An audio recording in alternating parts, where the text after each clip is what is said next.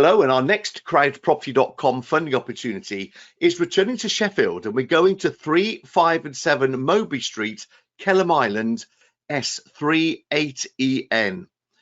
Now, CrowdProperty is a peer-to-peer lending platform designed to facilitate loans between private individuals and professional property businesses. CrowdProperty is authorised and regulated by the Financial Conduct Authority under permission number 723959. CrowdProperty is not covered by the Financial Services Compensation Scheme. There are risks with any loans you make, and just like all peer-to-peer lending, your capital is at risk. CrowdProperty endeavours to protect all lenders. This is done by registering the legal first charge against the property project. This means that in the very unlikely event a borrower defaults on the loan, CrowdProperty will be able to take ownership of the project and manage it for the lenders. Now, the borrowers on this project are Spruce Living Limited.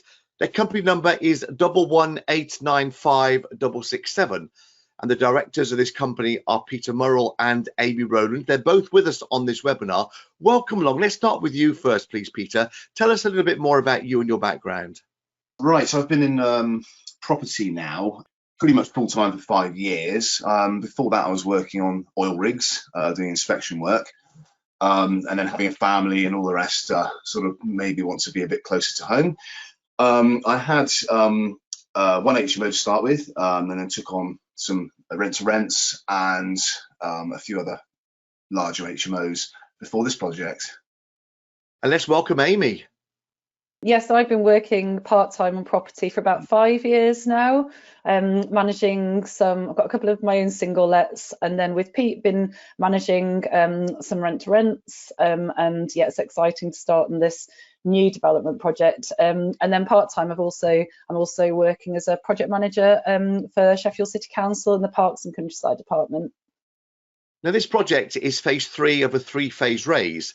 CrowdProperty has agreed a total loan facility of £680,000. This third and final raise is for £200,000, and it's to convert the building to provide 3 self-contained HMO properties. The loan is contracted to end on the 16th of August 2022. Interest on this raise is rolled up, it's paid at the end. Lenders will receive interest at the equivalent rate of 7.8% per annum. So Amy, tell us a little bit more about the local area of Sheffield. Yeah, Sheffield's a real vibrant city. It's very close to the Peak District, and we have bought this property, developing this property in an area called Kelham Island, which is a very trendy area. It's probably the place to live in Sheffield, to be honest. There's lots of cool bars, restaurants, lots of warehouse apartments as well. It's really well connected in Sheffield too. It's very close to the train station, which is within walking distance, and also close to the motorways and to other key employers as well. Planning permission was granted by Sheffield City Council. The planning reference is 19/02966/FUL, where the permission was granted for the conversion and refurbishment of the property to become 3 HMO buildings, providing a total of 23 rooms. The maximum loan term is up to August 2022. The project is already first charge secured, and the exit strategy is that once the development has been completed, the borrowers will then secure an HMO licence, let out the properties, and then refinance onto a long-term commercial mortgage, which will be used to repay this loan facility. Here is the local map showing you where we are in Sheffield, just to the north of the city, very close to the motorway network. The right-hand side is showing where we are in Sheffield. In fact, we're at Kelham Island, as you can see there indicated on the map. And the property located to the north of the River Don, it's also just 1 mile away from that Sheffield city centre. In fact, the River Don runs very close to this property. It's to the rear of this particular site. Let's come over to you then, please, Peter, and tell us a little bit more about how you came across this project. Yes, Andy, I found this project through doing landlord letters. So went down to the council and got all the HMO licenses together and contacted all the landlords, and a few things came back. This was one of them. It did take a considerable amount of time to land this deal, but we got there in the end. The total GDV is 1.2 million on this particular site, and it's built up of a basement, ground floor, first floor, second floor, and an attic space. Let's see how you're going to be using that, and I'll stay with you, please, if I can, Peter, for you to talk us through the floor plans. Yeah, sure. So this is the lower ground floor, you can see here. This backs on to the River Don, so you literally have sort of a rear courtyard area, and then the river right behind that, behind the retaining wall. In this picture, you can see all the communal living spaces are the spaces at the rear. So the rear is at the top of this picture, across all three. So we start up with number 3. That's obviously the largest. That's going to be the 9-bed HMO. So you can see we've got a nice big kitchen. It's got a downstairs bathroom at the bottom. All of the communal bathrooms have a shower in order to facilitate any of the en-suites going down. So there's a problem with an en-suite, at least they've got a fallback shower. So you've got the downstairs bathroom, a utility area, nice big kitchen. Obviously, it's a little bit smaller in numbers 5 and 7 as you move towards the right. They're both 7-bed rooms, 7-bed properties. And as you can see, slightly different layout. So from there, moving upstairs to the ground floor, this is where the accommodation starts. So you come in through the front door, which walks in off the pavement on the street of Mowbray Street. You come in on the first floor, ground floor, sorry, you've got 2 bedrooms in each property. Obviously, number 3 on the left, they're quite decent sized bedrooms. On this floor on the right, you've got the smallest rooms, which are rooms, which are the ground floor bedrooms on 5 and 7. But as you can see, there's still an 11 square metre room, excluding the en-suites. There's still decent sized rooms, albeit the smallest rooms. And then obviously the rooms at the back overlooking the river. And then you go up the stairs to floor 1, where similar layout in properties 5 and 7, except the front bedrooms are now obviously that much bigger because the corridor is now usable room space. And in number 3, in the 9-bed, we've got the extra bedroom on this floor. So a couple of small bedrooms. Obviously, we're looking at a 12 square metre and a 14 square metre. They're not tiny, and the layout is very good as well. All of these rooms have snack stations, as well as the en-suites. So then we go up to the second floor, quite similar to floor 1. Slightly different in 1 or 2 ways, but nothing major. It's pretty much a repeat of floor 1. Again, 3 bedrooms in number 3, 2 in 5, and 2 in 7. And then we go up again to the top floor, which gives us the penthouse suites, as we like to call them. These rooms are fantastic. In number 3, what we have is a very large room. It's got its own door at the top for the stairs, because we couldn't put the stairs at the bottom as we've done with the other 2. But each of these rooms have a roof terrace. So we've strengthened the roof structure. We've opened up the roof terrace. So instead of balconies, these are like open terraces with a handrail going around the back in anthracite, and they blend into the roof. So as you'll see from pictures in a bit, you've got the tiled facade of the frontage. So from a distance, it just blends in, but it's a fantastic aspect. You're very high up. The noise is reduced greatly because of the distance, and the pollution is reduced greatly. And whenever we go around there, we end up spending ages chatting on the roof terrace, as you'll see in a minute, and you'll probably see why. So these 3 rooms are absolutely fantastic. And also they have a Velux on the front side, so above the snack stations, instead of a fan, so you've got your through air and ventilation for the snack station. So yeah, these are the real selling point. And you're well underway with this project. Let's look at those photos then. Maybe I can come back to you, please, Amy. Talk us through what we're looking at. We are now 12 weeks into a 20-week programme.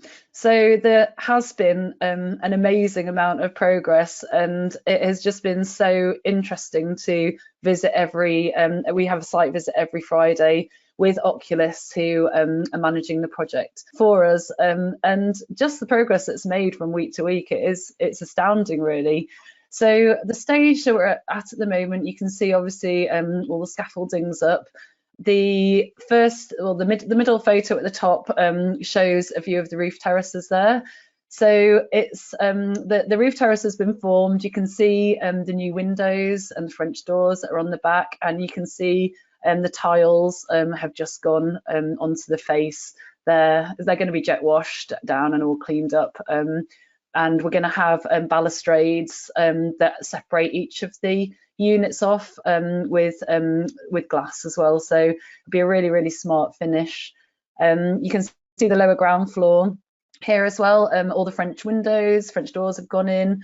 They're really nice and light, which lets a lot of light through into the communal seating areas at the back, and you can see where the patio is going to be laid. The builders have rescued a lot of the Yorkshire flagstones, and we're going to have those laid back down. The drainage has also gone in at the back there, and although you can't see through to the lower ground floor, those areas have now all been dug down. They've been insulated. The floors have been screed. We saw concrete being pumped down from the ground level at the front, and they've all been tanked now as well. And you can see in the lower photos that the new staircases have gone in. The middle photo there shows that a lot of the stud wall, the new rooms have been formed. The stud walls have gone in. We're well underway with the plastering. The M&E first fix is also pretty much completed. The other thing that we decided to have done was to pay for an interior designer. So we spent what we think is quite a reasonable amount of money to have an interior design plan done, which is basically going to guide the builders on all of the furniture and fittings, the paint, the colour schemes, and really kind of like take this property up to the next level. And we've also just had a website done, which includes all the CGI computer generated images of what the rooms are going to look like as well, so that we can now start marketing these properties, so that when we come to the end of the build period, we're going to hopefully have tenants lined up. And who do you expect those tenants to be? We are thinking that the market we're going for is working professionals, because we're going for quite high level, high end finish. So yeah, but we have got other options in our like the back of our mind, maybe like short term lets, or maybe, I mean, it would be a popular area for students as well. So yeah, we're keeping our options open at the moment, but thinking working professionals. You've done other properties too, and I've got a couple of case studies here to share with everyone. These are properties that you've rented out as well. Tell us about these. This is South Road in Walkley in Sheffield. It's a 6-bed HMO that Pete and I took on sort of like 3.5 years ago. We refurbished it at the beginning, spent just over 11,000 on the refurb, and now it is fully let at £2,110 per month. So it gives us a monthly cash flow sort of averaging out at £790 a month and an ROI of 84%. And the second one also gives you a similar ROI, doesn't it? 89%. Yeah, this is in another popular area in Sheffield called Hunter's Bar. It's a 7-bed property which we took on about the same sort of time. It gives us slightly higher cash flow, that one, at £935 a month. But being in a popular area, although we've had a couple of voids over the last year with COVID, etc. But it's fully let again, and yeah, it gives us good cash flow, that one. Here's an overview of the project financials and this proposed loan. So phase 3 raise, it's for £200,000, and that's part of the total facility of £680,000. RICS verified the current market value at the start of the project to be £435,000, and they also verified the GDV to be 1.2 million. Estimated conversion cost is £520,000. The initial drawdown prior to the commencement of the works was £280,000. and the remaining loan drawn in stages upon the completion of the independent monitoring surveyor's reports. Initial loan to value was 64.4%. The loan to gross development value excluding interest is 56.7%, and including the rolled up interest 61.5%. Remember, the term is to finish in August 2022. This tranche of the loan is targeted to start on collection of the funds from the lenders approximately 10 days after this launch. The exit strategy is that once the development is completed, the borrowers will refinance the property with a long-term commercial mortgage and hold on to the project. And it's paying 7.8% per annum interest that's rolled up and paid at the end of the loan term. It's already first charge secured against the property. So your next steps are to make sure that you understand the loan. Please carry out your own due diligence and then decide how much you would like to lend. CrowdProperty.com is the place to be to pledge on launch. The necessary anti-money laundering checks will be carried out, and then you'll be invited to send your funds to your own online e-wallet, and you'll start earning interest on completion of the loan agreement. So this is phase 3, the final phase for £200,000, paying investors the equivalent rate of 7.8% per annum. And it's for the properties at 3, 5 and 7 Mowbray Street, Kelham Island in Sheffield, S3 8EN. Thank you for watching this CrowdProperty.com funding opportunity. We look forward to you joining us again soon for more funding opportunities back here at CrowdProperty.com.